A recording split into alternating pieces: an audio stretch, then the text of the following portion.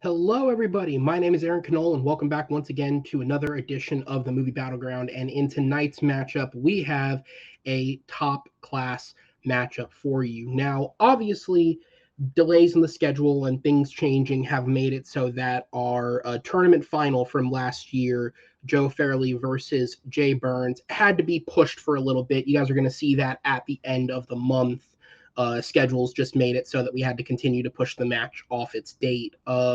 But in that tournament, those two guys had to beat a couple of semi-finalists to move on to the finals. And so in keeping with the tradition of the tournament that we did last year and tournaments in the past, the semi-finalists of that tournament are going to get a chance to put themselves back in the running.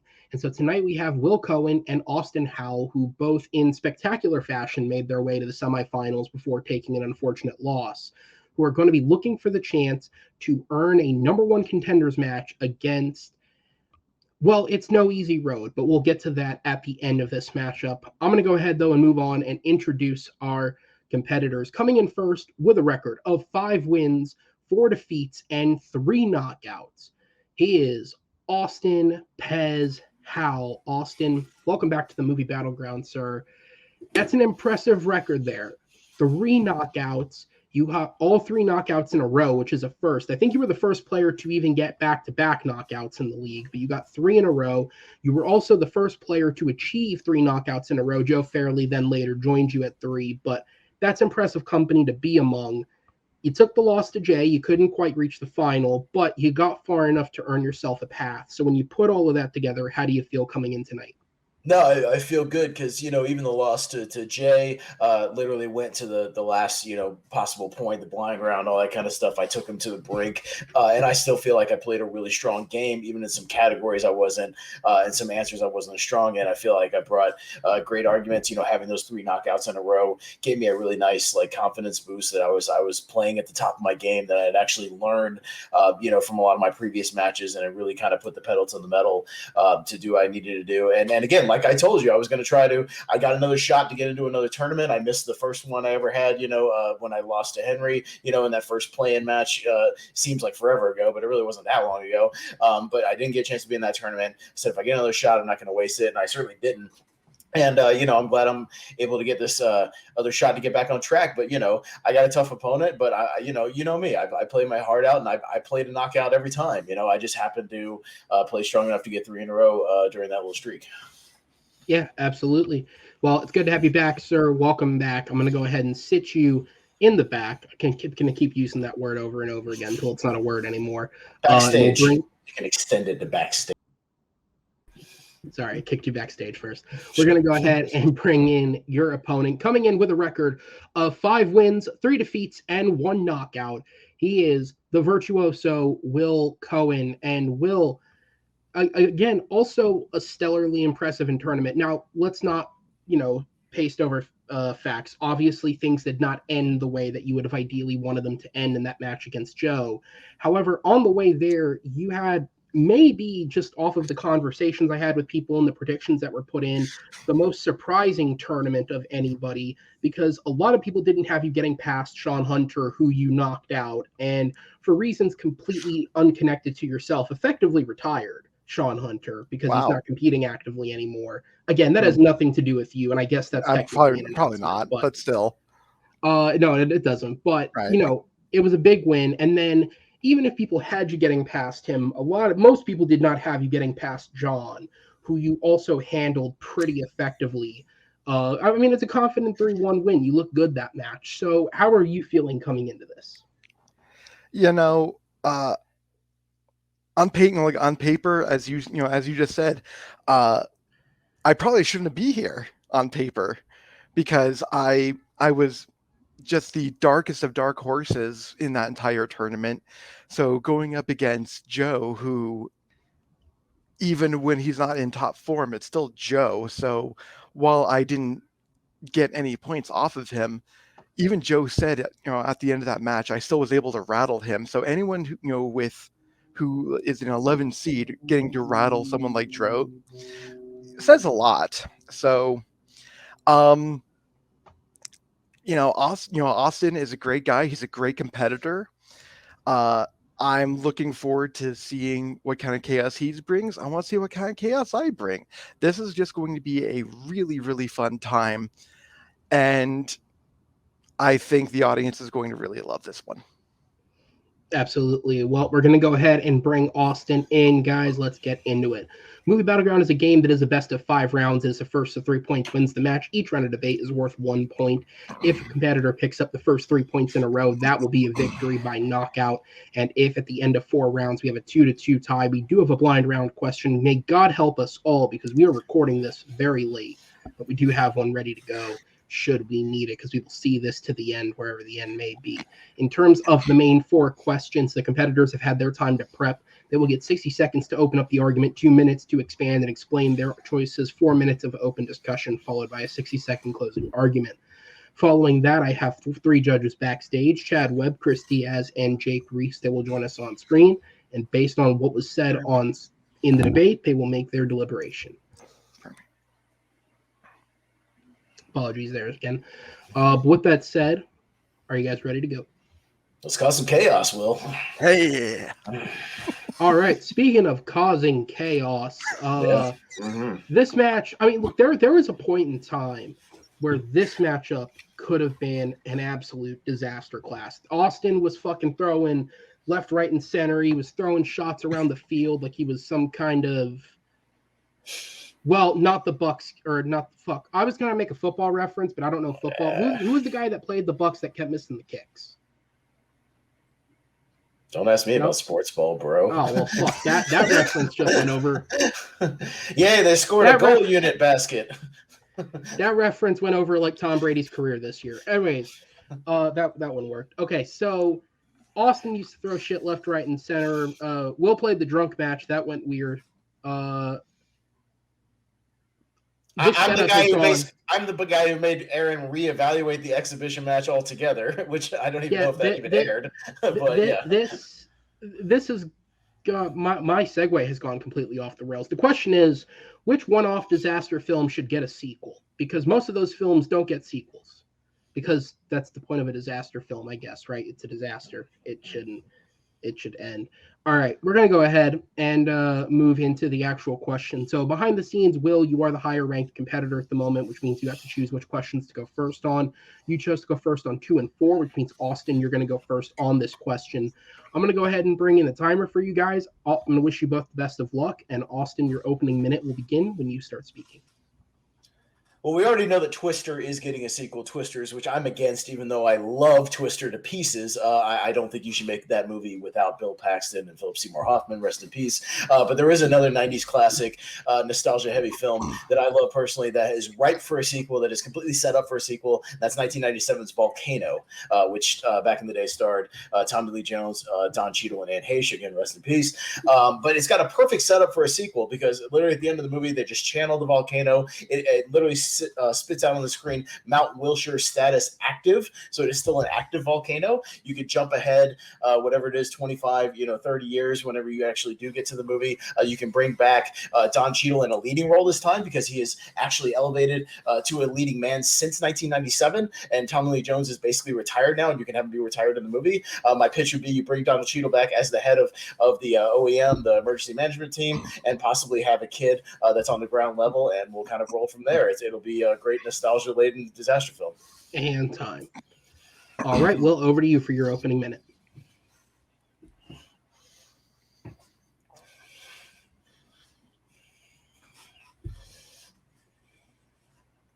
The problem with disaster movies is that most of them are pretty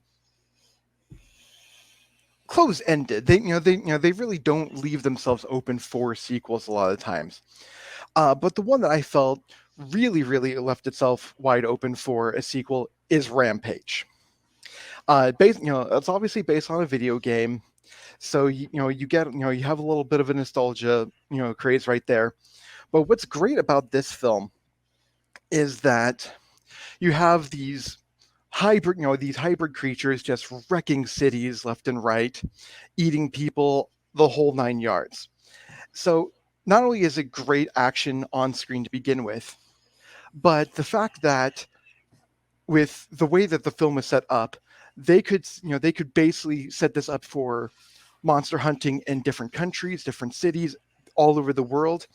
That leaves itself a lot open for a sequel. So Rampage is definitely the one that needs a sequel. And time. All right, so it's Volcano versus Rampage.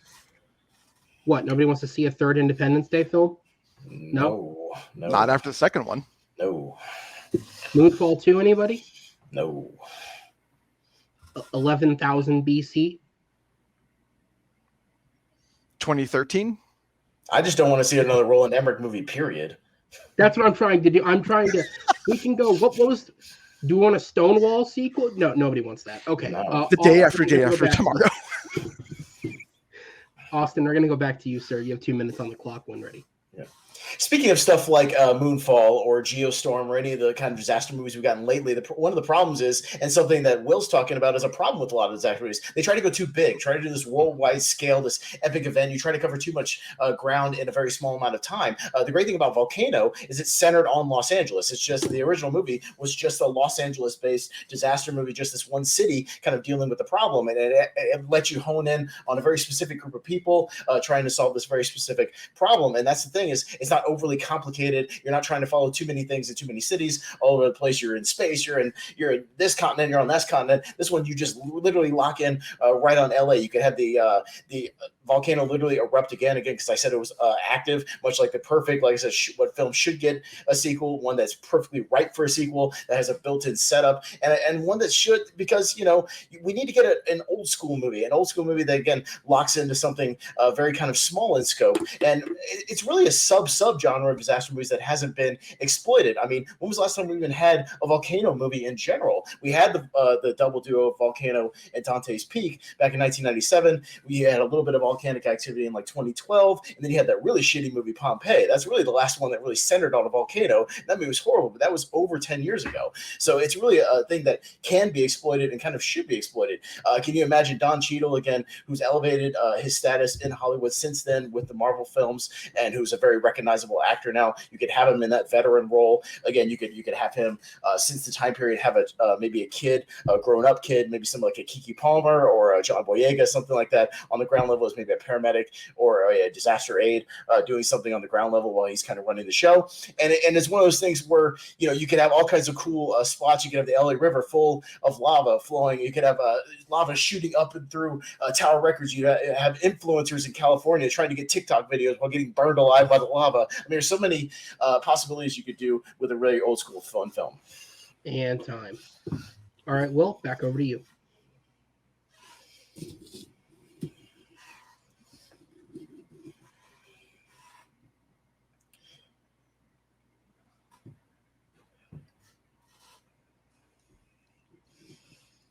So Austin said that what's great about his film is that it's all locked in one location. Well, Rampage also does that too. They all center on one central location at towards the bottom half, the second half of the film, where they're just wrecking Chicago, almost pretty much to the ground. So it is also an central location. But what makes Rampage even better is that you have a lot more interaction between the characters. You have first of all, Rampage knows what kind of film it is. It knows it's silly. It's having fun while the audience is having fun.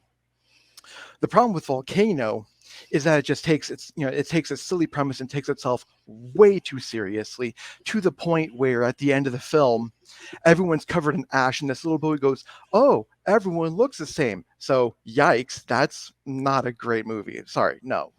Volcano, first of all, was really lesser to Dante's Peak. Dante's Peak at least was entertaining. Volcano was atrocious. But having a sequel to Volcano, bringing Don Cheadle back, bringing all of this back. So basically retreading what already came with the first volcano just 20, 30 years later sounds boring to me. Whereas at least with Rampage, there's at the beginning of the film, you see multiple samples being stolen off of this this spaceship, and then all of these samples come flying down after the spaceship explodes, and they affect the wildlife here and there. Well, how many we don't know how many samples actually got stolen, and so we could see different animals, we could see different hybrids, so there's variants that we can have, and that leads to more excitement, that leads to different locations. That just seems more exciting. That leads to a better sequel than just, oh, we're going to do the same thing again 30 years later. And time. All right, we're going to go into the 4-minute open discussion. You guys know how this works by this point, so the timer will start when the first person speaks.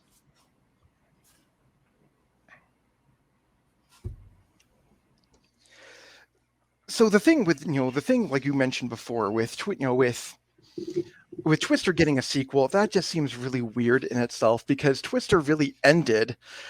And so why 20 years later do we need a sequel? And that's the exact kind of problem with something like Volcano, where we don't really need that. The volcano is still active. Well, great.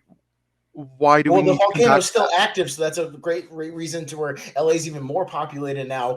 We kind of sleep on the fact that you got the people still moving to and populating this area that still has a fucking active volcano under it, and you can see people forgetting about that, maybe making videos about that, making documentaries about that, and forgetting that fact, but ignoring it, as most people in these disaster movies do, ignoring all the warnings, ignoring all the signs. The problem I have with your Rampage pitch is you said it's like a contained movie, but you talked about literally expanding it all over the world and have these hybrids run all over the place. I mean, we saw that kind of idea fails with like a Jurassic World sequel with Dominion, stuff like that. We're like, and your problem is you're also trying to do some kind of Godzilla movie when none of these Godzilla movies have worked. Like, your creature features haven't worked. You need something a little more low key and something a little more contained and just like centered on a central premise that you can just lock in on, not have this globe spanning, overly convoluted premise. And yet, Godzilla Kings of the Monsters absolutely worked and made a killing. Godzilla versus Kong versus Godzilla made a killing.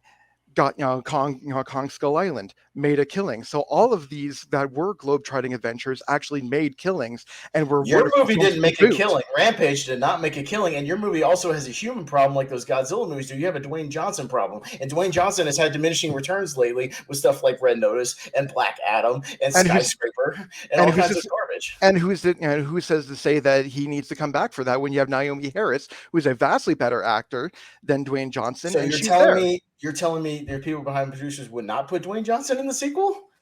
When you said it yourself that he has diminishing returns, why would they? So you're pitching a Dwayne Johnson less sequel? When you're only going for the nostalgia factor, when you're going for the monsters, you don't always need a flagship actor. And that's been proven with films like, it's been proven with films. But you need to have a decent human story at the center, though, or else people don't care. The reason why people do like Volcano in 1997 is because you do lock in on the relationship between Tommy Lee Jones and Don Cheadle, which is achieved mostly over the radio and over the phone. And it's kind of amazing. They never actually share as scenes together, like in person, other than at the very, very beginning. And what's cool about that is you care about these people, even though they don't have any direct interaction. It's mostly audio interaction. You care about that. You care about the daughter. Like I said, you could bring in a couple of new characters to supplement that, and it would be a really cool story that hasn't been exploited yet. So basically what you're saying is that if a movie like this has a good story, has a good script, then it can be elevated. And that's exactly what Rampage could have, is it could have that good script. It could have a good human interactions. The human interactions in Volcano were weak at best compared to something like Dante's Peak, where you actually understood why he was doing that, where Tommy Lee Jones in Volcano is just wooden the entire time going, well, it's my job. Volcano is a movie all about teamwork, about the city coming together to try to stop this problem and setting aside all their other concerns and addressing a few class things. But they keep fighting each other on that. So if that's what the film is about, then that's then that shows how weak that film was, because everyone's always doing their own thing until they realize, 30 minutes to the end, oh, we should be listening to this guy. They're not doing their own thing. He starts out, he's doing his thing, and he commands the attention. People listen to him immediately when they realize it's right. It's a movie about brains over brawn, as opposed to your movie, which is Dwayne Johnson just flexing his muscles, being a lunkhead and doing ASL, and it's no different character than any of the other movies he's done. If you want to talk teamwork and actions, Rampage does it good. All right, we're going to move on to the 1 minute closings. Austin, you are up first, so time starts when you begin speaking.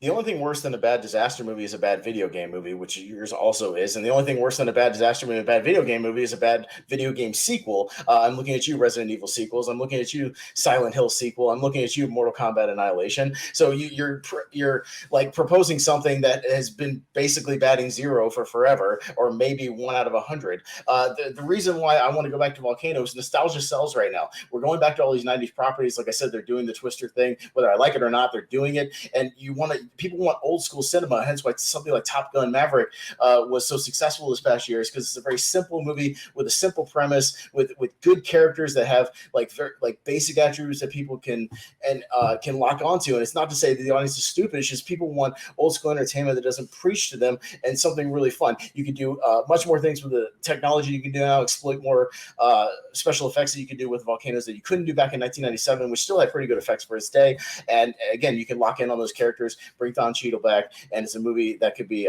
really exciting to watch. And time. All right, Will, you have 1 minute left on the clock. Time starts when you begin speaking.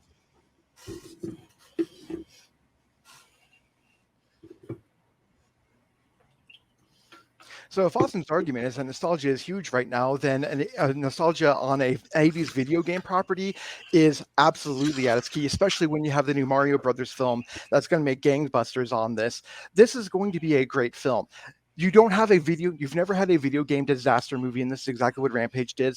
It is a very entertaining film. It is a wonderful film from start to finish. It knows exactly what it is. It knows how cheesy it's supposed to be. It knows how cheesy these films usually are, and it just owns it. It just starts from start to finish. You're laughing, you're cheering for the violence, and it just keeps getting more and more crazy as it goes along. And the sequel can do that. Whether you want a globe-trotting adventure, whether you want to, have it in a city like Sydney or in Japan or anything like that, you can do that if you have a good writer, if you have a good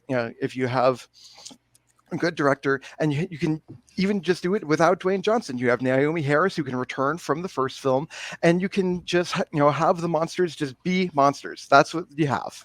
And time. All right, guys, an excellent start to the match. I'm going to go ahead and put you both in the back and bring in our judges. And just to give them a couple extra moments for deliberation, I did do some quick fact checks just for things that were said in the round. So first things first, they talked about the Twister sequel. For anyone curious as to what that is, since it was brought up, apparently the plot of the film, which is titled Twisters, and it'll be directed by Lee Isaac Chung, who directed Minari a couple years ago. The plot focuses on Helen Hunt's character, who returns, Dr. Joe Harding, and the film will be focused on her and her daughter, whom she had with Bill Paxton's character from the original, who has become a storm chaser like her parents, and I guess it'll just be about another storm. The script is written by Mark L. Smith, who is best known for his work on The Revenant and the 2018 film Overlord. And purportedly, the script was so good that Steven Spielberg, upon being presented the script, is the reason that this film got the green light. He brought it to Frank Marshall and Kathleen Kennedy personally to produce the film. So there might be something to it. I don't know. We'll see. With that said, talking about Dwayne Johnson, Rampage, the film itself, did turn a profit. The movie on the surface cost about $130 million to make. It made $428 at the box office. When you do some quick assumptive math on theater outtake and promotional budget, the movie would have made about $100 million gross, which on average is about what Dwayne Johnson's films make. The other comment that was made was about Dwayne Johnson's lack of returns in recent years. And since the pandemic, that is true. His 3 theatrical releases that have come out since the pandemic began, Jungle Cruise, DC League of Super Pets, and Black Adam, all have had minimal returns and or probably lost the studio money. However, his most recent film prior to the pandemic, Jumanji: The Next Level, made a fuckload of money. I didn't run the math, but like it's just obvious that it made a fuckload of money. And Dwayne Johnson, when you look at his entire filmography, when you're looking at his franchise films, because he's a part of a couple different franchises, those tend to make extreme amounts of money back for the studio consistently. It is his individual films that make around that $100 million mark. So he does consistently make money. The pandemic seems to have affected that a bit, but I guess we'll continue to see how that progresses into the future.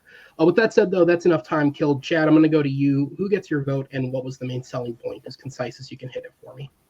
All right. Yeah, I went Austin with this one. The main reason is just because I felt like he had like more of a actual fleshed out idea of like what he would do with his sequel. And Will had like a nugget of it saying you would have more monsters and it could be really interesting, go to different locations, but it just really didn't feel like he had it like that fleshed out. Okay.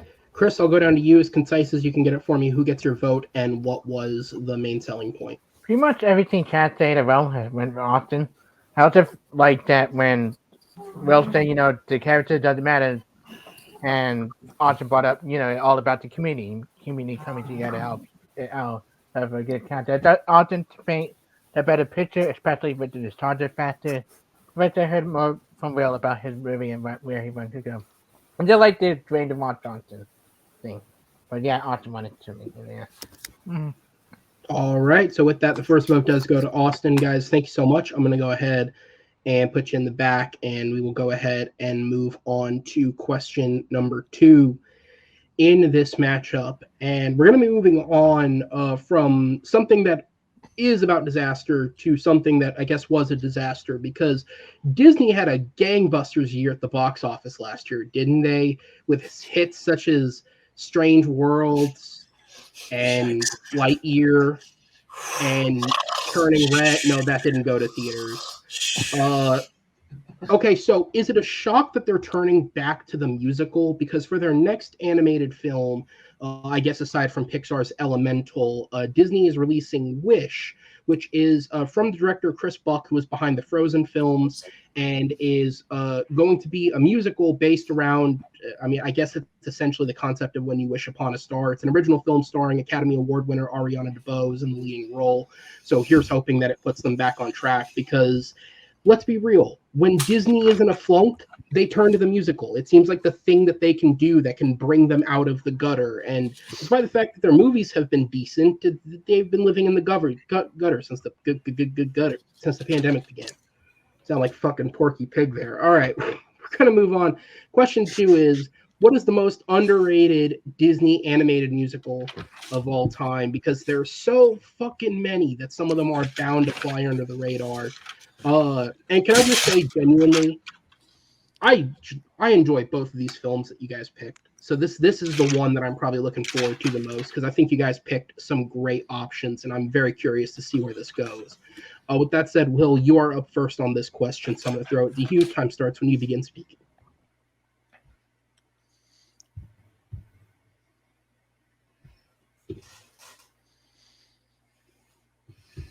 You cannot talk about the most underrated animated musical of all time without talking about Oliver and Company. This is the film when people bring up in conversations, there you go, oh yeah, that movie existed. And that's the only reaction to it, because most of the time they haven't even seen this movie, which is a crime to begin with. Oliver and Company is a wonderful, wonderful film from start to finish. You have the opening song from Huey Lewis, Once Upon a Time in New York City. You have the extremely catchy and memorable song, Why Should I Worry, from Billy Joel. But not only do you have great music, you have a great story that's based off of Oliver Twist, but you have it about cats and dogs, trying to help their owner make it in the big city. It is just a wonderful, heartwarming tale, a little dark at times, and we'll get into that later. But this film is easily, by far, the most underrated film of Disney's oeuvre, by far. All right, Austin, over to you.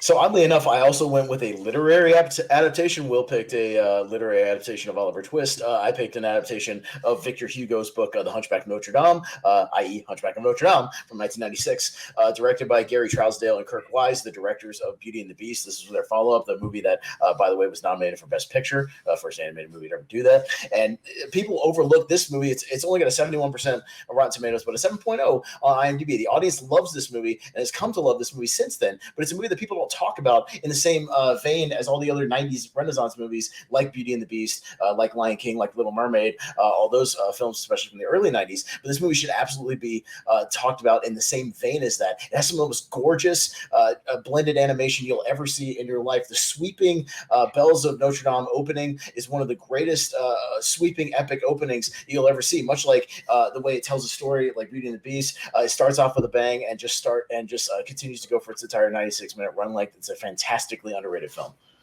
And time. All right. Will, back over to you. 2 minutes on the clock.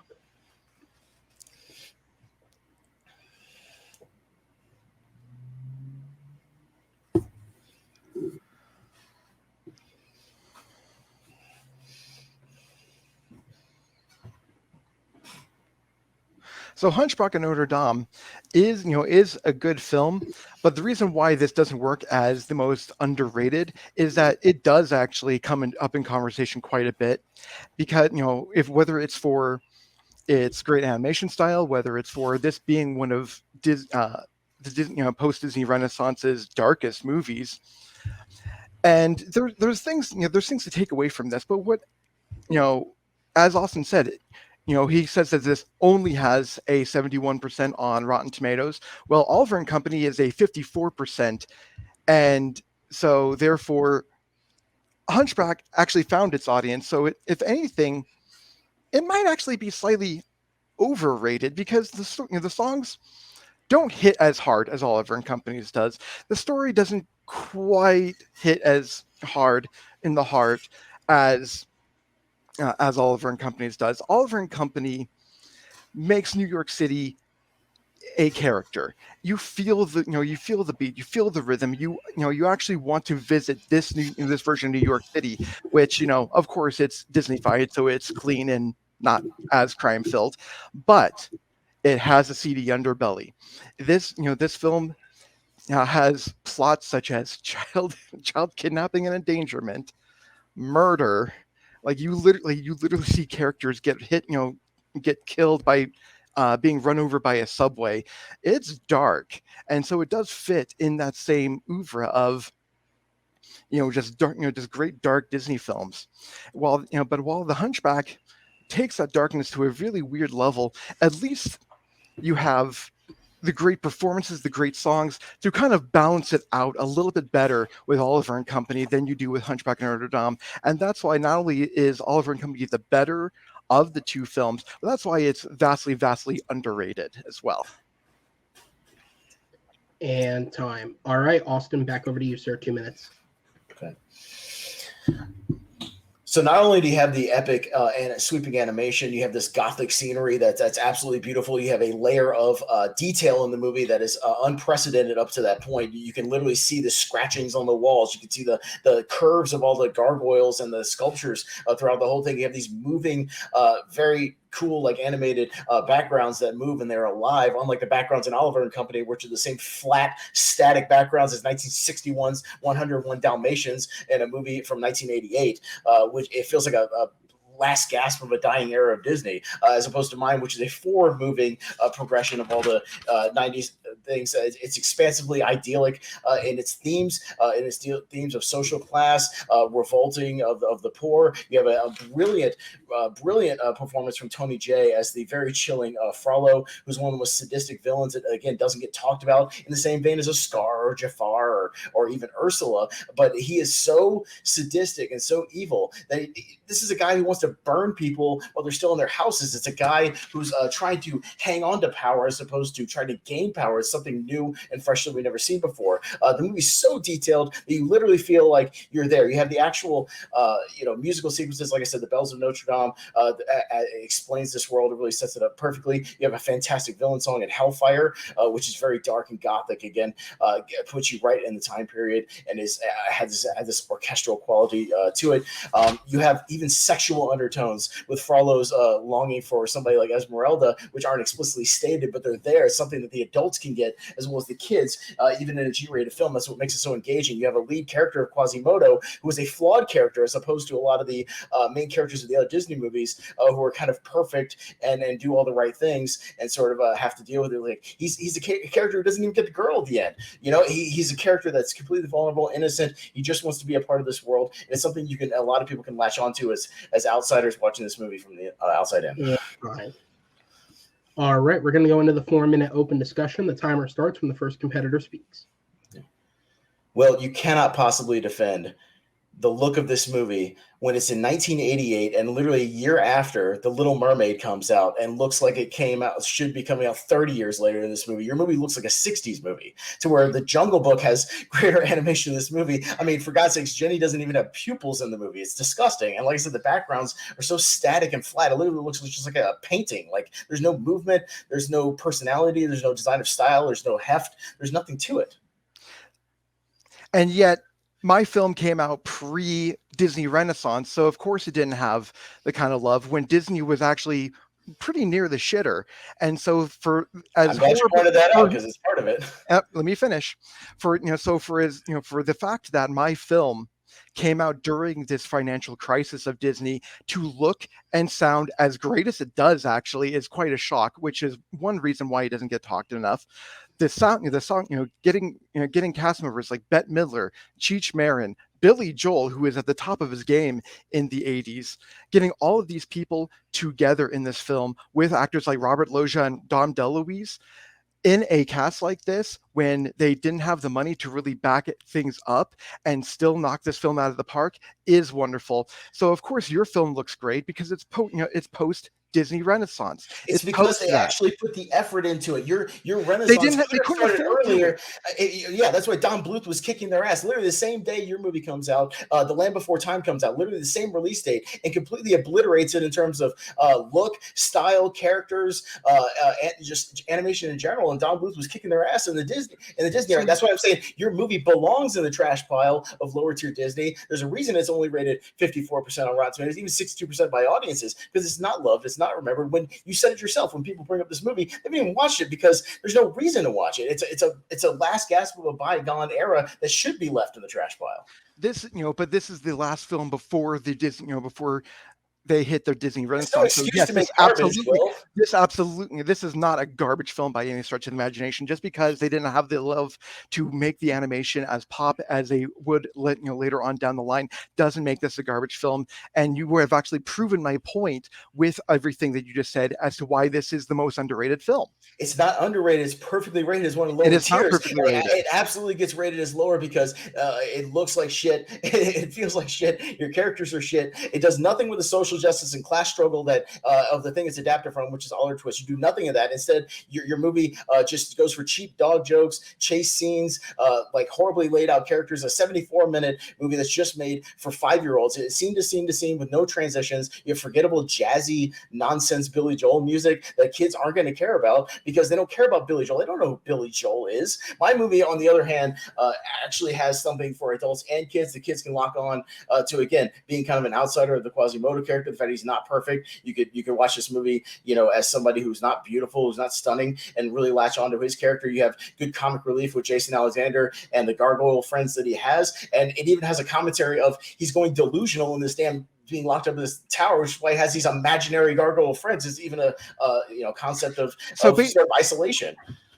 So basically, what you're saying is that with all of that, your film is much better, but at the same time, your film doesn't really deal with any solutions of the class struggle. These two films show the class struggle in the same way, but they don't actually show any kind of solution. Whereas at the end of the day, my film at least is bright and shiny and gives us a sense of hope. Whereas at the end of Hunchback of Notre Dame, you're just left scratching your head going, oh, okay, well, that was a movie, but at the very least, my film has the better music, has the better actors, and yours, I'm And sorry, time. is perfectly rated where it is. Time. All right, we're going to go into the closing minute. Will, you are up first. Time starts when you begin speaking. So everything that Austin said about Hunchback of Notre Dame, with the way it looks, the cast that it has, okay, sure. But it also has a 71% rating on Rotten Tomatoes, which means that at the very least, it's perfectly rated where it is. If not, maybe a little overrated because, he brought up the song Hellfire. No one really, that song's, if they do remember it, it's not much of a banger at all. And there are much better songs in there that he did not bring up. Whereas with my film, yeah, it's right before the Renaissance. It did get buried because Disney did not have the money or time to actually put out a better looking film. But for as well, for the animation style, for being in the 80s, it still looked great, and they had great performances. They had they had a great story, a very, very heartwarming story, and you had just a banger soundtrack to begin with. So no, mine is completely And time. underrated. All right, Austin, final minute of the round. You hear Will just making excuses for Disney. They knew Don Bluth was kicking their ass in the 80s, and they did nothing about it until Little Mermaid and until literally the end of the decade. Your movie feels like something, a relic from the 60s. It literally looks like that. It sounds like that. It's acted like that. It's written, a script is written like that. My movie is progressive. It was ahead of its time. That doesn't get talked about again. It's underrated, not just because of the score. Movie Web, best animated of the 90s, doesn't even have it in the top 10. Collider has it at number 7 out of the 10. The MarySue.com has it doesn't even have it in the top 5. There's all these lists that don't put it, again, like I said, in the same category as your Lion Kings, as your Beauty and the Beast, but it has something for everybody. It has stuff for adults. It has stuff for kids. It has great music. It has all these great themes, again, underlying themes that adults can pick up on, kids can enjoy, just again, relating to Quasimodo, a little bit of the comic relief you get with the Jason Alexander character, and really can like latch onto that. It was ahead of its time. It was progressive. They were looking to the future instead of being stuck in the past, much like when the Academy nominated Dr. Dolittle amongst all these other revolutionary films in 1967. And time. All right, guys, another excellent round. I'm going to go ahead and put both of you in the back, and we will bring the judges in for the deliberation. So just to throw a couple of fact checks and researching things out there. So in terms of critical reception, The Hunchback of Notre Dame does have a 71% approval rating with an average score of 7.1 out of 10 on Rotten Tomatoes. Audience gives it a 70% approval rating. Oliver & Company is lower. It has a 54% approval rating with a 5.6 out of 10 score and a 62% approval rating from audiences. When discussing Oliver & Company's production, in terms of at least what is available on quick, easy research, there's nothing to say that the film had less resources necessarily than the other films around it. In terms of budget, the budget was lower than anything that went into the films following it, but part of that can be attributed to the fact that this film used far less computer animation than films that would follow it would, as they were still dabbling with it. However, in terms of animation, Oliver and Company is the first animated film from Disney that does not feature any work from what is collectively called the 9 Old Men. These are the original 9 animators that oversaw Disney animation. The last one had retired from the company following work on Great Mouse Detective, so it means this is the first film that they made with zero contribution from any of the original animators. The so-called next generation of workers were the people who oversaw the animation, so that's the quickest excuse I could find for any deterioration of quality. In terms of comparing Hunchback of Notre Dame to the other films within the Disney Renaissance, just using Rotten Tomatoes as a review aggregator from critics, Hunchback of Notre Dame is ranked third to last, with only The Rescuers Down Under and Pocahontas collectively receiving worse reviews than The Hunchback of Notre Dame. And then finally, this isn't a fact check, but it's just more a fun fact for those of you who are trivia fans out there. This may come up at some point. Oliver and Company is the first screenplay from future Logan and Indiana Jones 5 director James Mangold. Believe it or not, he actually is one of 3 writers on the film. In 1985, Mangold signed a production deal with Disney, and he wrote the script for this film alongside 2 co-writers. And then following the completion of the script, he left the company to instead go and study film at school in NYU. And then he would go on to obviously have an incredibly successful career, all things considered. But with that said, Chris, I'm going to go to you. Who gets your vote, and what was the main selling point from the argument? This is a real hard one. I went back and forth a bunch of time. I strangely think a little bit of some awesome, but I kind of went with Will. I think Will, despite his hits on Hellfire being not a great song, that's my favorite Disney villain song, but he also pointed out, like Disney One, The Last Train, we have why it underrated that, forgotten about, right, as Pat like he talked about, nobody talked about Oliver & Company. I think Will, and also kind of helped Will a little bit in the end with that, and I felt that fell into Will's side. So I went with Will. Okay. Jake, I'll go down to you. Same question. Who gets your vote? I got Pez on this one. The way he talked about how it wasn't like talked about in the 90s pantheon, and like the villain song is great, and let's see, the Little Mermaid comparison is really what set it off, like how much better the Little Mermaid was visually for only being a year later, and how great the art was in Hunchback. So Pez for that. Okay. Chad, you just had a jump scare moment. I hope you're okay. We're all good. Heart rate's down. With that said, who gets your vote, and what was the main selling point? I did actually go with Austin here. I have Oliver and Company in my top 15, and Hunchback isn't even in my top 20. But I think also that might be kind of Austin's point, is that even I kind of might underrate it a little bit, because he was selling the shit out of that movie, talking about it being like, for kids and adults, like really mature themes, but kids really like the gargoyles and can like really, kind of sympathize with Quasimodo as well. Talking about the strength of the, the musical stuff. Like I almost was just going to go with Will if like Austin didn't bring up the music, but then he started to bring up the music pretty hard, because I was like, musical's a big part of the question, I think. So, but then he really did start bringing up a lot of the strength of the music and the characters and stuff like that. And Will, I just really wanted to hear more like sell me on why the movie's underrated, and like talk about why the movie's actually great and deserves to be more than 50%, because I agree it does. I think it should at least be fresh, but it is what it is. Austin. Okay. All right. We're going to go ahead and move on. Judges, thank you guys so much. I'm going to go ahead and put you in the back and bring the competitors back in, as we're going to go ahead and move on to question number 3. And moving on to question number 3 here, we're going to be moving on to an actor who has had a hell of a resurgence over the last few years. Not that he went anywhere necessarily, but the everlasting fountain of youth that is Paul Rudd feels like he somehow just keeps finding ways to get bigger.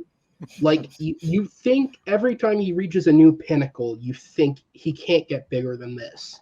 And then he goes and does it. I mean, the dude's done everything. He's in Marvel movies. He's in a Ghostbuster movie. He's the closest thing to a Seventh Friends member that we have. He is everything and everywhere all at once. I think I got that title backwards. But either way, let's talk about Paul Rudd, the Fountain of Youth. And in honor of either recently released or upcoming release, because the schedule got shuffled a bit since I wrote the questions and I don't remember where this exactly falls.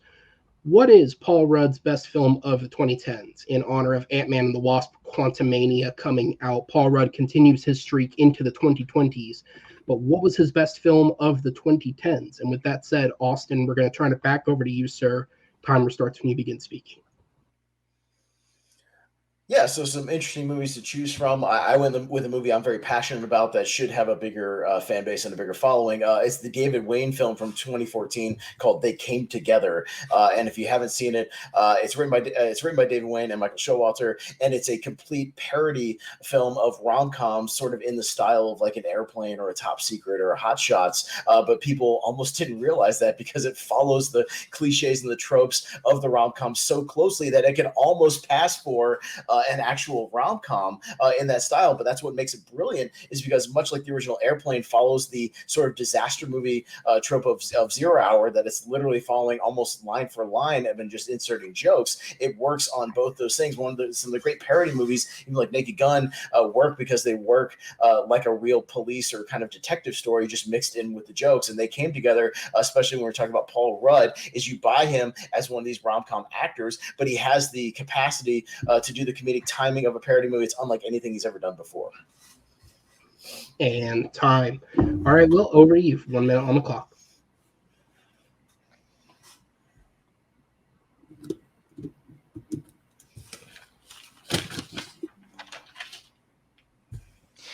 So in his very storied career, Paul Rudd has done it all. He's done drama, he's done action, he's done comedy.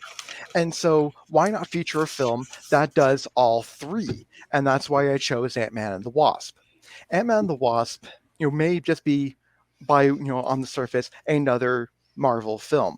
But this is one of the best Marvel films for a reason, because at its heart, it still maintains what everyone loves about Paul Rudd. He is the star of the show. He is just absolutely comedic. There's romantic comedy elements in the film where he and Evangeline Lilly just play off of each other like verbal sparring partners throughout the entire film.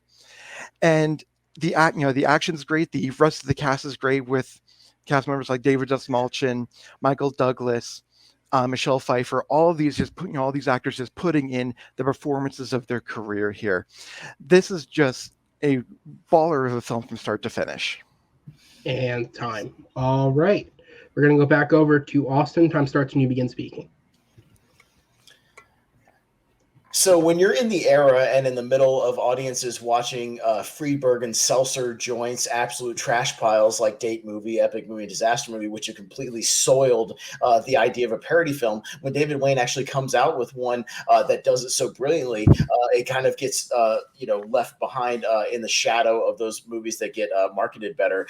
This movie is so brilliant and well written in the way it does the rom-com formula, because it literally takes every single trope and stereotype of those rom-com things, plays along with it in order that you see those movies, so much so that you wonder why audiences ever fell for this nonsense in the first place, when you realize how silly it is in the context of this parody film. All the tropes that you have, the clothing changing montages, the things when conversations ends with people stopping and doing the hey, thanks, and the dashes to stop weddings at the last minute, the annoying office worker that bangs the main character's wife or whatever, the cliches. You have the sexy secretary, but at the core of the movie you have Paul Rudd and Amy Poehler, and there's a real delicate balance that they have to strike when you're doing a parody film. And again, it's unlike anything Paul Rudd's ever done as far as just being like a straight comedy, because when you're in a parody film, and the greats that do it, the people like Leslie Nielsen or Robert Stack or Lloyd Bridges, you have to strike a delicate balance where you're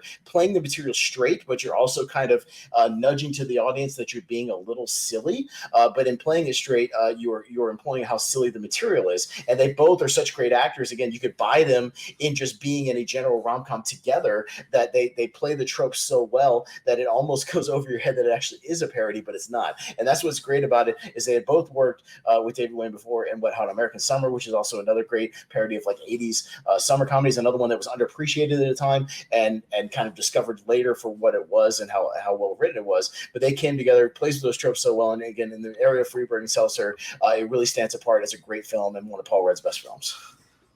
And time. All right, Will, back over to you.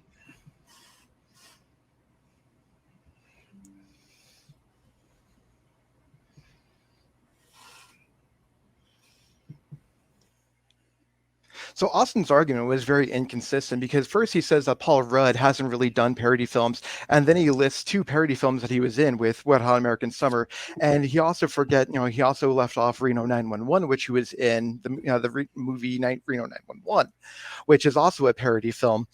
And so, which is it? Second of all, it's obvious this is a parody film, and it's not a very good one. It goes way over the top more over the top than films like Airplane do, where they do play a little closer to the chest, but they still manage to land laughs. They're playing goofiness for goofy's sake, and it half the times just falls flat on its face, to the point where Paul calls Amy Poehler this word, and we're supposed to think it's romantic and funny after she calls him an asshole. No, I don't think so. And plus, when you have a film like Isn't It Romantic that does, that skewers things much cleaner, much better, and much more poignantly, this film, there's a reason why it gets lost in the shuffle, because it's just not a very good parody film. Whereas with Ant-Man and the Wasp, it exemplifies everything that we love about Paul Rudd. He has that he has that little charm. He has his quips. He's smarmy, but it's for the greater good. He's still the hero, maybe an anti-hero at times, but he's still the hero nonetheless. But you also have a great backup character, great backup cast with Michael Douglas, with Evangeline Lilly, and in this film you have Lawrence Fishburne as well. And Lawrence Fishburne is just an amazing actor. So you're still laughing you're still laughing with the film. You're still engaged with the film. And it just goes from start to finish in the blink of an eye. This is just a wonderful film. Yeah, it's another Marvel. Sure, they call it another Marvel film, but this is one that just stands out and really could just be on its own, and you wouldn't even know it because it was just that great. Whereas with They Came Together, it's a parody film that feels almost like a date movie. It's horrible. All right, we're going to go into the 4-minute open discussion. The timer starts when the first competitor speaks. There are different styles of parody film. Well, the Wet Hot American Summer is much more of a deadpan, dry satire parody. As like I said, They Came Together is much more of an over-the-top sort of airplane-style parody film. There are subgenres even within the parody. It's not a reference film. But it's not like that at all. And your movie is, like you said, it's just another Marvel film that does the exact same thing. If you pick the original Ant-Man, you might have a stronger case because Paul Rudd gets lost in the shuffle of this ever-expanding cast and an ever-expanding movie of bland villains. You have 2 bland villains in your movie. And people around him that overshadow him, like Michael Pena, like David Dastmalchian, and even Walton Goggins, who's like bland as hell in the film, but your eyes are locked on him because it's Walton Goggins coming off of Hateful Eight. And yet somehow my film manages to make the balance of humor, action, and drama flawlessly, whereas yours goes way too over the top, whereas Airplane managed to keep things a little more closer to the chest. And the reason why Airplane is a better parody film than They Came Together is because of that. They have these people just delivering deadpan lines, and had They Came Together be slightly more deadpan than Wet Hot American Summer, it possibly would have been a better film, but they just went way, way, way over the top to the point where they're bringing in jokes about incest and things like that, which is just disgusting. No one wants to actually see that. And to the point where the actors themselves are even going, that's weird. Why would you want to fuck your grandmother? Yeah, no, sorry. There's a reason why that doesn't work.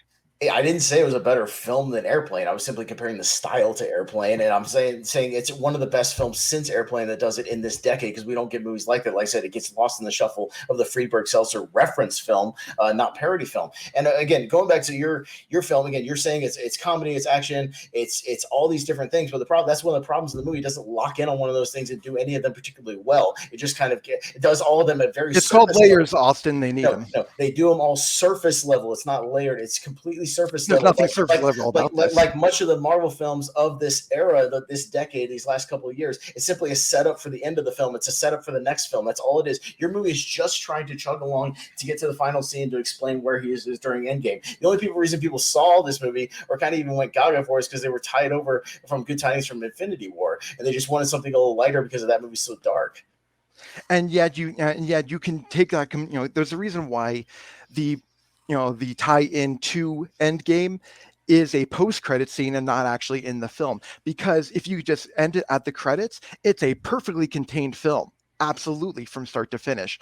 And these are, you want to talk about blandness. Half the times the comedy in They Came Together is just extremely bland. I saw what they were trying to do 5 minutes into this film, and it just became annoying. The dialogue was just annoying, inane, and I wanted to turn the dialogue many times. Biting writing where they literally deliver dialogue that you would almost hear in those real films. And the thing is it's explaining the absurdity of that stuff when people walk around giving exposition when they say hello to a character. Oh, hi, my best friend from work. Doug. Like nobody talks like that. And yet people talk like that in movies. That's the point of what it's pointing out, the absurdity and how people fall for this nonsense. It's explaining exploiting that. And yet films like Isn't It Romantic do that kind of thing, and they do it vastly better because at least it's just written a lot better, it's acted a lot better. Whereas with Ant-Man and the Wasp, we want to claim that these villains are bland, but you have no evidence as to why these are bland. No, these I have no idea what those these are powers wonderful. are. What's her motivation? What's Walton Goddard's character name? I don't remember. He's just playing some random, because guy it's all about running the Paul show. Rudd. It's all about Paul Rudd. Who Rudd cares? gets lost. He's doing the same thing he did in the first movie. There's no expansion. There's no range. There's absolutely He's expansion. showing range in something like they came together because, like I said, there's delicate balance you have to do for that. And time. All right, we're going to go into the 1 minute closing period. Austin, you're up first. Time starts when you begin speaking. Again, I'm highlighting Paul Rudd because he's showing range in this film. Again, you have to strike this delicate tone of being silly while being kind of playing it straight. That's something that in Ant-Man and the Wasp, he's just doing the same thing he did in the first film. He's just like spouting punchlines and just walking around, and people who see those movies, they latch on to other side characters. The reason why Michael Pena has become the sort of thing that people take out of that movie and put in all the memes and want him to explain the Marvel universe, because they're latching on to those characters because they're more dynamic, they're more interesting. You want to see what's going on with them. Like I said, you have a bland villain that nobody gives a shit about, that they never ever reference it again. You completely waste Walton Goddard. You completely waste, I think, Lawrence Fishburne. You just have all these characters that are thrown in there that have never referenced ever again in the Marvel universe. My film, it's a lost art. This art of the sort of airplane style parody. Again, I'm saying airplane style. I'm not saying it's like the complete level of Airplane, but it's one of his best films of the 90s because it's a lost art in this era of reference stuff, and it's one of Rudd's great movies of the 2010s. And time. All right, Will, back over to you. You have the final closing minute. The reason why the parody genre is kind of a lost art is because films like this take it to such an such an unfunny level that it's hard to even watch. This film, adds jokes like incest and infidelity and just plays it off for laughs. It tries to be bawdy and over the top, but it doesn't land any of its jokes. Whereas with Ant-Man and the Wasp, at least the characters are the characters are extremely memorable. People are still talking about Ant-Man. People are still talking about the Wasp. People are still talking about Michelle Pfeiffer's character and Michael Douglas's character. People are still talking about these things, and not just because they're in the cinematic universe, but because this film shows what the kind of range that they can have. They can be comic, they can be funny, they can be dramatic, they can show an action film. So with an actor like Paul Rudd, who can be an action star, who can be a dramatic character, and who can be a comedic actor, this exemplifies everything you can do in that film. All right. Okay, that is time, guys. I'm going to go ahead and put you both in the back and bring the judges in for the deliberation here. So again, just to throw out while they are thinking over their final judgments, a couple fact checks here. So in terms of the discussion around Paul Rudd's appearances in parody films, when you take a look at Paul Rudd's filmography, and again, parody, satirical comedy, there's a level or air of subjectiveness to what you're defining as that. But if you broaden the definition a little bit, he's appeared in many of them, is the point. There were the ones that were mentioned, including Wet Hot American Summer and Reno 911 Miami. But in addition to that, he also appeared in Anchorman and Anchorman: The Legend Continues. He had a cameo and he had cameos in Walk Hard: The Dewey Cox Story and This Is the End, both of which are also parody type films. So he has a history of doing those types of movies as well, all of which were released before they came together. In fact, at least as far as I could find, They Came Together was the last time he did a parody film of that sense.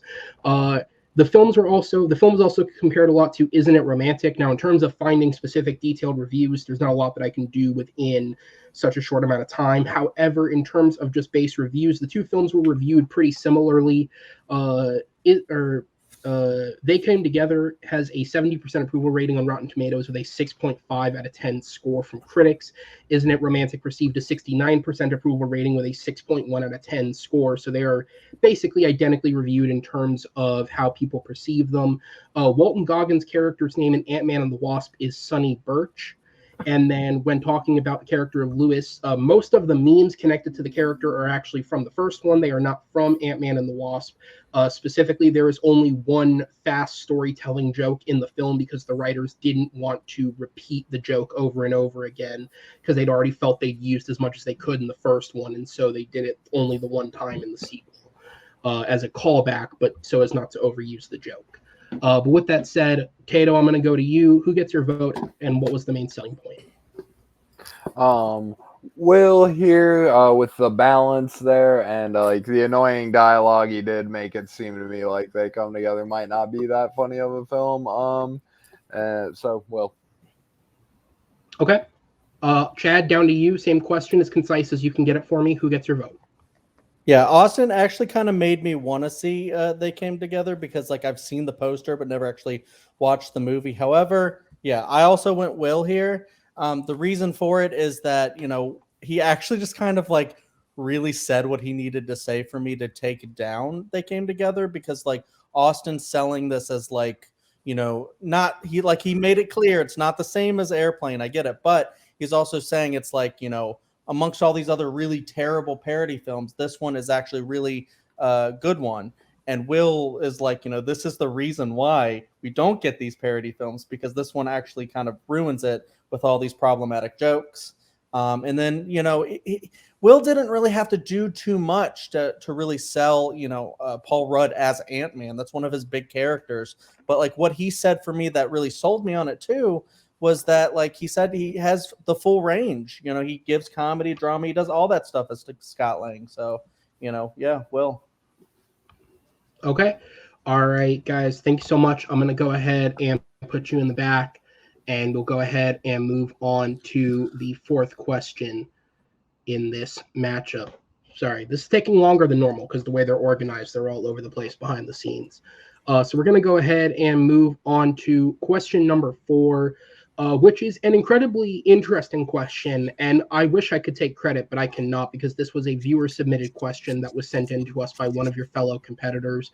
And tonight's question, which was given to us by Mr. Jonathan Peck, is which actor or actress who has never worked with Quentin Tarantino should star in his final project? Because obviously, Tarantino has made it much publicized. 10 films and I'm done. We're stretching the definition of what the fuck 10 films means because like Grindhouse I guess doesn't count and Kill Bill is one film technically, even though it was released as 2 films, which I can see the argument, but also it's like 2 full feature-length films, so come the fuck on, dude. But 10 films, that's all we're getting. And Tarantino does have a knack for going back to the same actors over and over again, so let's spread the love a little bit. If we got one more opportunity, who should star? Will, you are up first on this one. The timer will start back up for you when you begin.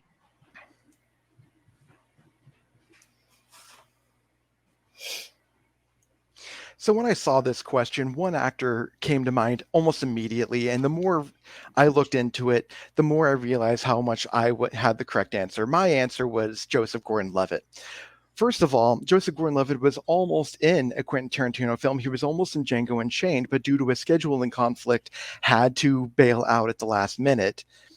And Quentin Tarantino has just never put him in a film since. And this is kind of a crime because Joseph Gordon-Levitt is one of those actors that just fits into any film that you put him in and just brings this weird elevated class to it, to the proceedings as well. Sure, he's done some really weird films such as G.I. Joe, The Rise of Cobra, but even so, even when he was as Cobra Commander, he still brought a kind of like weird energy that just made that film work. And Joseph Gordon-Levitt is just pure indie, and this is what the spirit of the Quentin Tarantino suits. All right, Austin, over to you. Oliver Stone, Matthew Vaughn, Werner Herzog, Ridley Scott, Charlie Kaufman, John Woo, Brian De Palma, Michael Bay, Martin Scorsese, the Coen brothers, David Lynch, Francis Ford Coppola. What all these guys have in common, these great directors, they've all worked with one guy over the year, one guy who has stood above all the others, Nick fucking Cage. And that's what my answer is, Nick fucking Cage. You should even put that on the damn title, because this is the clear answer for who should star in this Tarantino final project. Literally, you just say the words Tarantino final film starring Nick Cage. You are sold, especially in the middle of this new renaissance of Nick Cage, this new renaissance that we've had with movies like Pig, with movies like Mandy, Color Out of Space. Yeah, there you go. All this new renaissance that we're enjoying with Unbearable Weight of Massive Talent. We are on the Nick Cage train right now, and what a better way to really hammer this thing home and probably even get him one more Oscar before he retires than to work with Quentin Tarantino. And time. All right, we're going to go into the 2-minute portion. Will, over to you.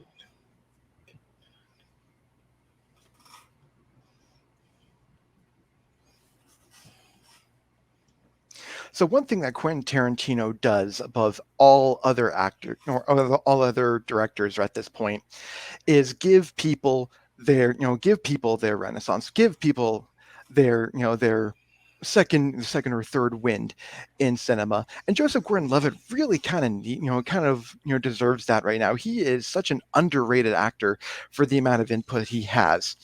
And to be relegated in such films as Glass Onion to the hourly dong, where he can put in such wonderful performances like in Brick, in Trial of Chicago 7, in Looper, and films like this, he deserves that kind of renaissance. Now, the reason why Nicolas Cage has a renaissance right now is because the internet, because of internet memes, and half of the movies he's been putting out are just half the times very jokey affairs. Yes, Pig was a really good movie, but with films like The Unbearable Weight of Massive Talent, that's rather a self-parody film. And so, do we really want a self-parody from Quentin Tarantino? It doesn't really sound good to me. Do we really want Quentin Tarantino doing Willy's Wonderland? No, but that's what I'm worried about, what we might get if we bring Nicolas Cage in here. Whereas with Joseph Gordon-Levitt, he's worked with such great directors like Rian Johnson, who have such a weird flair like Quentin Tarantino. You could easily fit him in there. And again, Quentin Tarantino almost had Joseph Gordon-Levitt in a film. So isn't Joseph Gordon-Levitt due his time with Quentin Tarantino? I think the two of them would just make such a wonderful movie together, regardless of what it is. Could it be another Western? Could it be another thought-provoking action film? Could it just be another think piece? It doesn't matter what the film is. Joseph Gordon-Levitt elevates everything.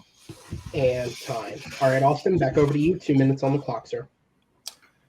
So you may think Joseph Gordon-Levitt elevates everything. Nick Cage makes everything. And the key word here in the question is, what film should Quentin Tarantino pick to star in his film? Nick Cage is a certified star. Joseph Gordon-Levitt is usually best served as some kind of a side character within the ensembles. In some of his better roles in Dark Knight Rises, Lincoln, Inception, like I said, G.I. Joe, he's a side character who will get lost in the shuffle of the rest of the Quentin Tarantino ensemble. Again, my film will have marquee value if you put Nick Cage in it. And the whole thing is, you say, he's just a meme. No, this guy's earned it. He should have got an Oscar nomination for Pig. He's picking interesting projects like Mandy. He's picking stuff like Color Out of Space. Quentin Tarantino, several years back on Charlie Rose, was asked to name his favorite actors of his generation.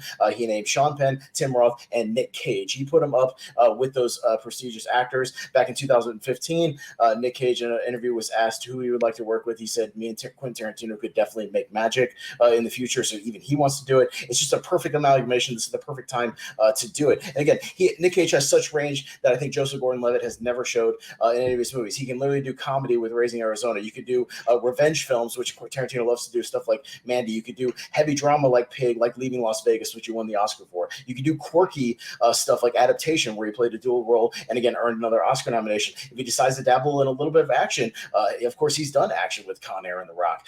He could do dystopian films, Prisoners of the Ghost land. He's just got so much range, so many different things. He could do stuff like Kick-Ass, where he's doing a different type of comedic thing, where it's almost this deadpan style of humor. Whatever Tarantino wants to do, the subgenre, Nick Cage can fit into that and slide into whatever they do. They could collaborate together. Nick Cage loves to take things hands-on and work with the scripts, work with the characters, really map out the little quirks and distinctions of his characters more so than Joseph Gordon-Levitt has ever done in any of his movies, and can really elevate the Quentin Tarantino film. Again, you put those two on the marquee, it's going to sell tickets immediately.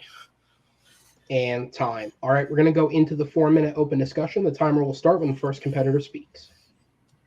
Again, your choice is a little more interesting than inciting. It would just be kind of a side thing, much like when, he put somebody like Don Johnson into, Django, where it's like, oh, that's interesting. I'll see what that happens. Or even Kill Bill, where it's like, oh, David Carradine? Okay, that's interesting. But it's more interesting. It's something like Channing Tatum and The Hateful Eight, where it's like, oh, that's an interesting side character. Let's just kind of see what he does with that, rather than selling a movie and being a star in the film. Well, so so kind of like when it was interesting when John Travolta was the star of Pulp Fiction.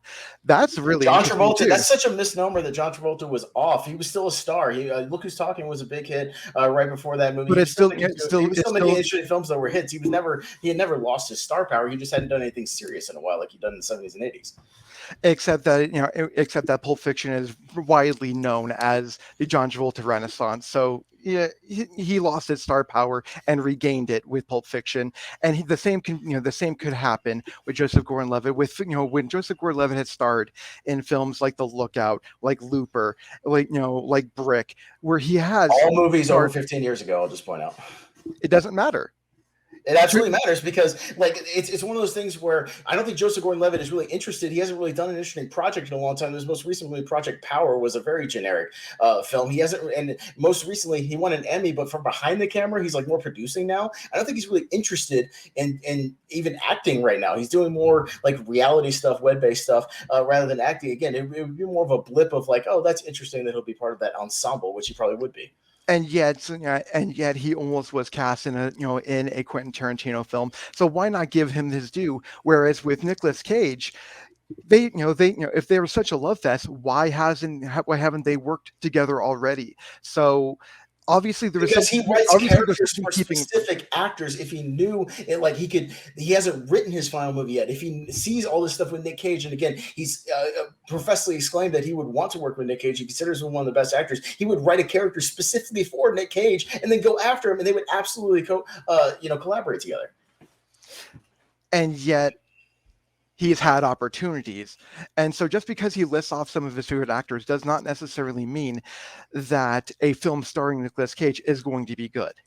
Whereas with Joseph Gordon-Levitt, he is such an understated actor. He's not, there aren't any memes about Joseph Gordon-Levitt. And yet he can, yet you want to talk about quirky? He can do quirky with, he's done Third Rock from the Sun. He's done quirky with Halloween H2O. He's done quirky. He's done dramatic. He's done action. He's done comedic. Long time ago. He hasn't done anything interesting in a long time. Nick Cage continues to do interesting. Even some of his smaller films like Mom and Dad recently are all interesting. Stuff like Color Out of Space. Interesting being code for over the top and weird, which does not necessarily mean weird. Quentin Tarantino does over the top and weird. I mean, he does it on a different level. A different level.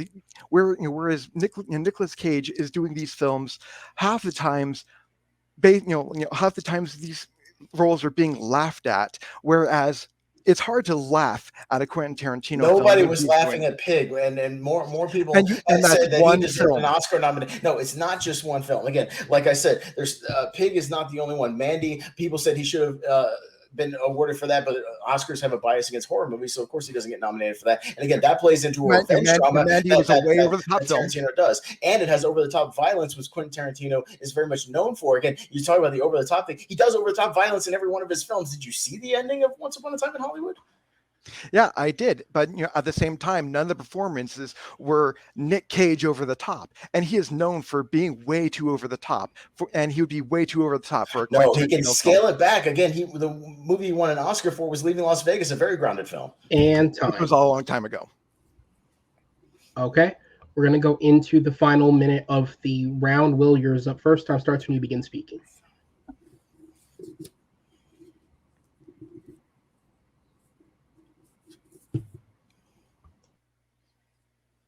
So beyond Pig, the only other movie that Austin brought up as a good film that's widely accepted as a good film in Nicolas Cage's was Leaving Las Vegas. He wants to talk about my films being 10, 15 years ago. That film was over 20 years ago. So the fact that he's going to bring that up now is, again, pick your arguments. So Joseph Gordon-Levitt brings class. If the reason why he might be behind the scenes is because he hasn't been given anything good. But Quentin Tarantino knocks on your door. Do you think he's going to turn that down, especially a starring role? Of course not. Joseph Gordon-Levitt, unlike Nicolas Cage, knows, has never been completely over the top, or when he even has done somewhat over the top, like in G.I. Joe, he is still reined it down. Whereas Nicolas Cage, just when he's over the top, but he's only reined it in only a couple times here and there, and only one known film, which is Pig. So that's why Joseph Gordon-Levitt is the best option. Apologies there. I had a brief blip. I was a little late on the draw. Austin, you have the final minute. Time starts when you begin speaking. Joe, Pig, Spider-Man Into the Spider-Verse, Colorado Space, Mandy, all within the last couple of years, all tremendously accepted films, critically accepted, and accepted as great films in all different roles. Again, he has the range that Joseph Gordon-Levitt doesn't have. He sells the movie, unlike Joseph Gordon-Levitt, who, again, would just be an interesting thing as part of an ensemble, not necessarily selling the film. Again, the question is, should star in his final project? Joseph Gordon-Levitt is not going to lead one of his films. He doesn't have that star power to really sell the movie. It just doesn't happen. He's more interested in doing producing right now than acting, and if he did, it would just be a blip on the radar. Look, Nick Cage, again, he's worked with all these great directors. It's time to put a cap on the renaissance. You talk about the John Travolta thing. Again, this would be a perfect cap to his renaissance because he was doing some direct-to-DVD films, again, paying off his debts, which he was doing. He was still working and putting effort into all those films and giving it the best he has, even with the constrained budgets, and making something out of those lower films and still making them interesting and watchable. It would be a perfect cap to this renaissance to put him in a Tarantino movie, cap it off, and then he could retire, boom, win another Oscar. Bang. And time.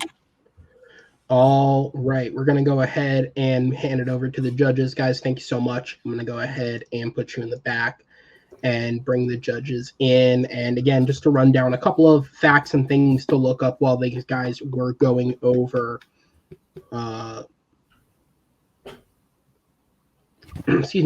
while going over some stuff that happened here. So yes, Nick Cage over the last couple of years has had a run of successful films, at least in terms of critical reviews. However, the point could be made as well that most of these films are not dramatic in nature. Of course, there was Pig, which came out in 2021, which was incredibly successful in terms of critical scale and putting Nick Cage back in the public consciousness as a dramatic actor. But the large bulk of these films, including The Unbearable Weight of Massive Talent, Willy's Wonderland, The Croods, A New Age, and Spider-Man Into the Spider-Verse, Teen Titans Go to the Movies, are all classified as comedic films. There's also a couple horror films in there, including Mandy and Colorado Space. So not as much dramatic work, but definitely more critically acclaimed work than he had in previous years. And if you are a Nick Cage fan, there's also a shit ton of direct-to-DVD films that got bad reviews in there too. So you can go check those out as well. Taxes are a bitch. So at least he didn't do a Wesley Snipes. With that said, Joseph Gordon-Levitt was supposed to be in Django Unchained. That is 100% correct. He dropped out of filming in order to take the opportunity to make his directorial debut with Don John, which is what he shot while they were doing Django Unchained. It's not known if the role was recast to another actor or if the role was just written out of the script. It's publicly known that Tarantino wrote multiple characters out of Django Unchained when he couldn't get the actor that he wanted for the role. Jonah Hill, who would cameo in the film, was supposed to have a much bigger role but dropped out due to commitments to another film. Michael K. Williams was also supposed to be in Django Unchained. That role was also subsequently written out, so there's just as likely that Joseph Gordon-Levitt's role was not in the final film. When talking about Joseph Gordon-Levitt's acting career in recent years, Joseph Gordon-Levitt did take a brief break from acting.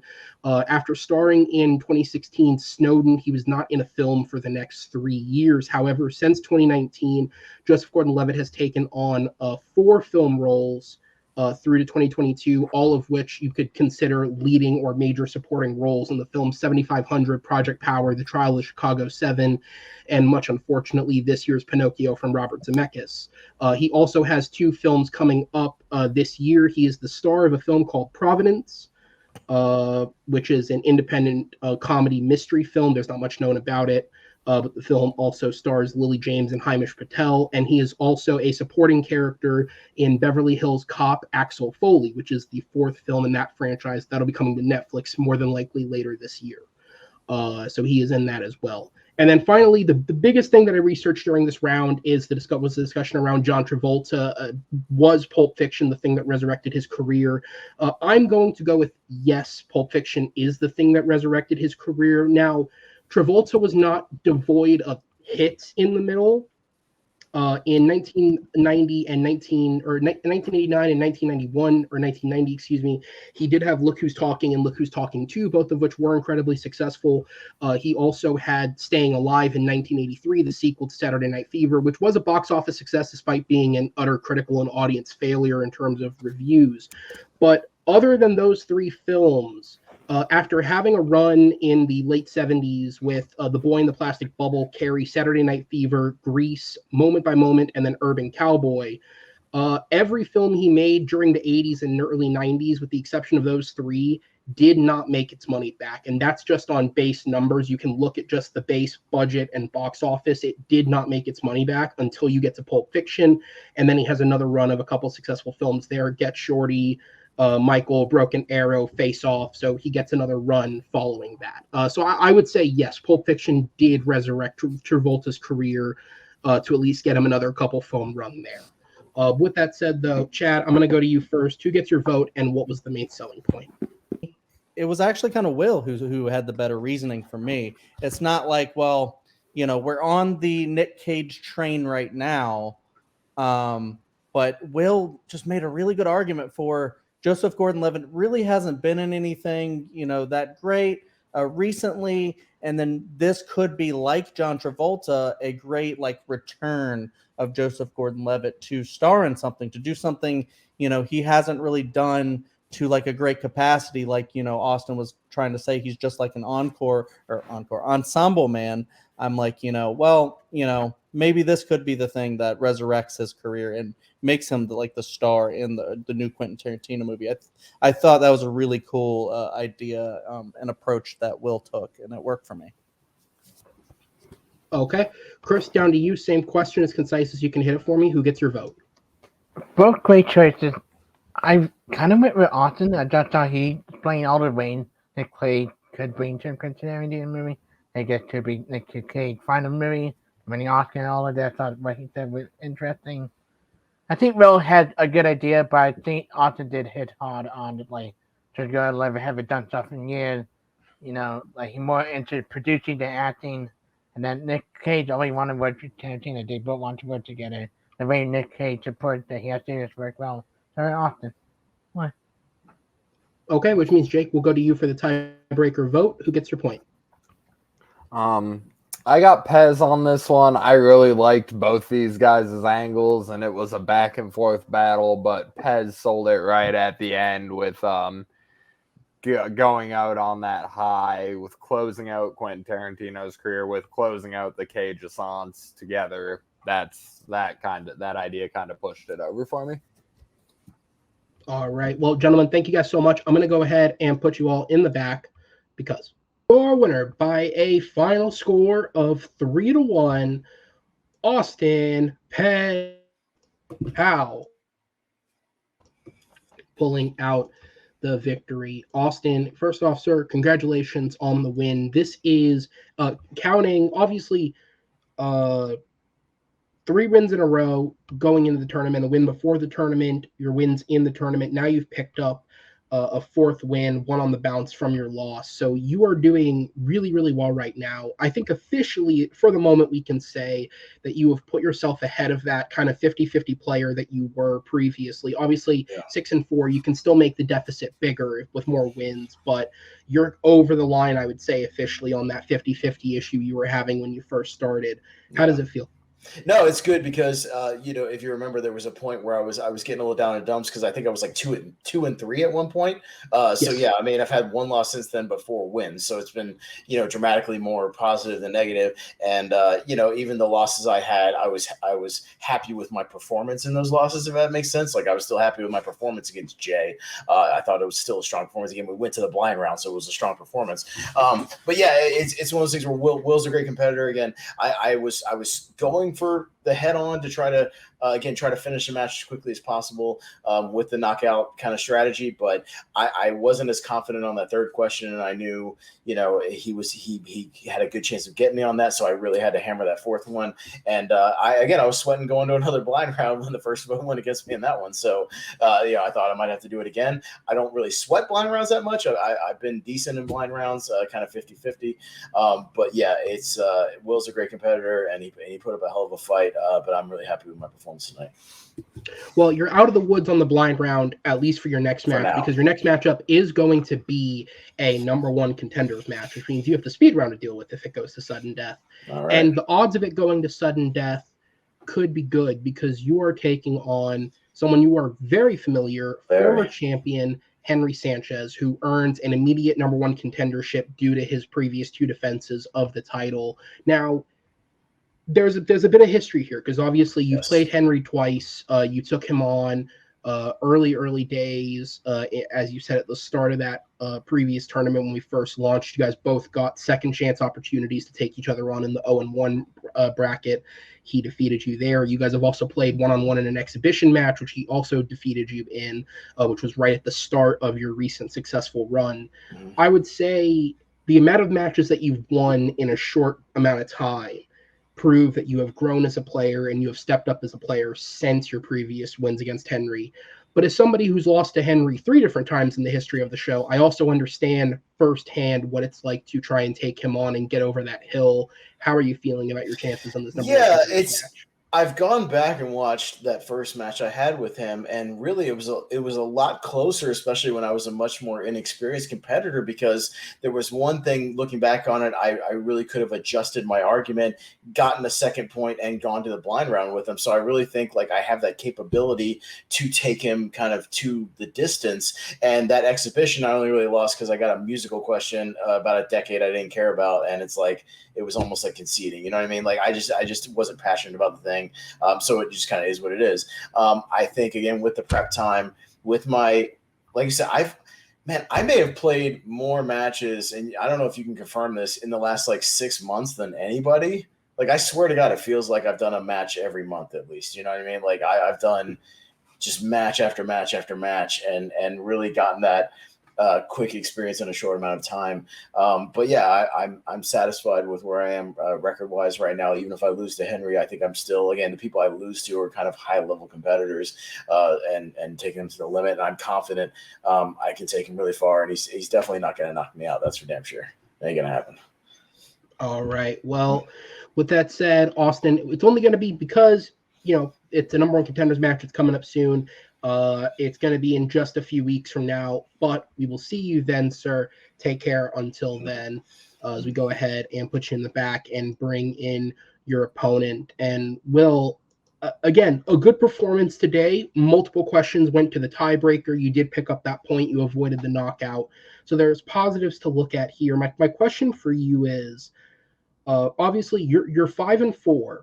But all 4 of your losses, just based on where you've been positioned in the league, have come at points where you're one step away from putting yourself in the title picture with those number one contenders matches, and you just can't get there.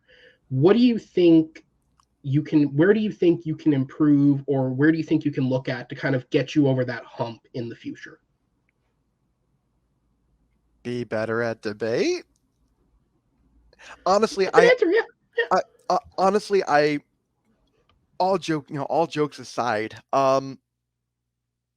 I keep getting put up against competitors who apparently take extensive notes. Like multiple times during that match, I saw Austin just violently flipping through his notes while I was talking or whatnot.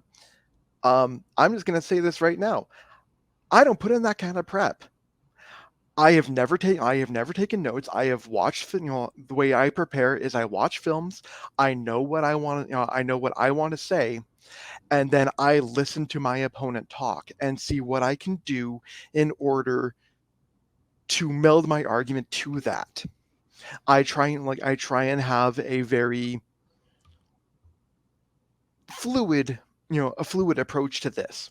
And in in matches like against Sean Hunter, who was one hell of a competitor, John Marr, who is a former debate champion, and who's even beaten Austin. Yeah. The fact that I can beat these players with this kind of approach, the fact that I can make a competitor as strong as Austin sweat, when I can make a competitor like Joe sweat, obviously I'm doing something right, but honestly, maybe if I had a little bit more passion to it, because debate usually isn't my thing.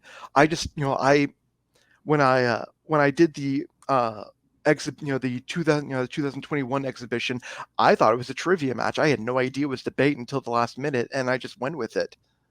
And so I'm just continuing going with it because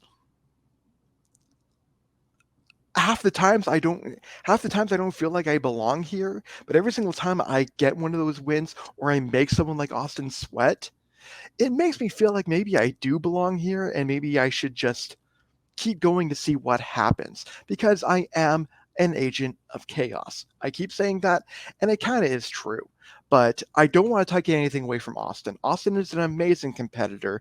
The matches I have seen, he has definitely gotten better. And so whenever I see him play, I always want to see how he kind of does, especially against people, well, like me, who are completely chaotic. And he kind of brings that organized chaos where I just kind of bring chaos. So, I don't know. I want to see where Austin takes this match, and I'm going to be obviously rooting for him against Henry, because I love me a good underdog story, and really Austin is just an amazing competitor. Like I said, with me, well, you're not going to get rid of me that easily, so I'm just going to keep doing what I do, and obviously I just keep getting better and better too. So I'm just going to keep doing this and see where it goes. Absolutely. All right. Well, we will see you next time, sir, in the future. Take care till then. We will have you back. I will hit you in the back. And guys, that is it. So 2 great competitors, 2 great tournaments. I guess you could sort of say, because this was a match set up based off the tournament, this is their culmination with that involvement. And Austin does solidify that his run wasn't just a fluke. He takes it on head first. He gets that number 1 contenders match, and there is no better way to cement yourself in the upper echelon than beating somebody who has beaten you before, and he will have that opportunity against the former champion in that matchup in a couple of weeks. With that said, though, I want to say thank you to everybody who is here tonight. Thank you to my judges, Chad, Chris, and Jake. Thank you to Will Cohen for being here as a competitor. Congratulations to Austin Howell. Thank you to you for watching. Please be sure to rate the video, drop a comment, interact with the channel, and subscribe for more Movie Battleground. As I said, we have multiple matches every single week. A lot of great stuff happening. Next week, because I did check the calendar since I made that comment earlier about I don't know where this match falls. Next week, by the way, to answer the question from earlier, Ant-Man came out last weekend. Now I know where this match is uploading. We have Jay Burns versus Joe Fairley. That tournament final is coming next week, so be sure to tune in and check that out, because that person is going to then challenge Amaru Moses for the title. So Amaru is the champion right now, but one of these 2 guys has the chance to disrupt that and make our competitors face somebody else. But with all that said, my name is Aaron Knoll. Thank you again on behalf of the show, and we'll see you next time. Take care.